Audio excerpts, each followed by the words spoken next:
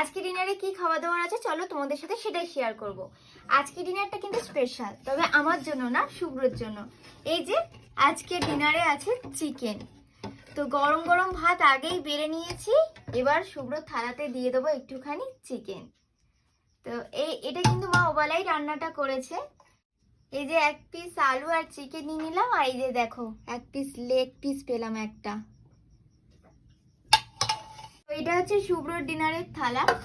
তো ওই ঘরে শুভ্রকে ডিনারটা খেতে দিয়ে এই ঘরে চলে আসলাম হাতটা ধুয়ে, কারণ আমি আজকে একটু প্রসাদ খাবো। আমাদের এখানে বজরংবলির পুজোতে এই যে খিচুড়ি খাওয়ানো হচ্ছে, তো খিচুড়ি আর লাবড়া মা একটু এনেছে আমার জন্য, সেটাই আমি আজকে খাবো। তো ও যেহেতু ওখানে চিকেন খাচ্ছে সেই কারণে ওখানে আর খেলাম না, এখানেই ঘরে আমি একা খেয়ে নেব। তো গাইস, আজকে এই ভিডিওটা কেমন লাগলো কমেন্ট করে জানিও, ভালো লাগলে একটা লাইক করে দিও, আর অবশ্যই করে আমার চ্যানেলটাকে সাবস্ক্রাইব করে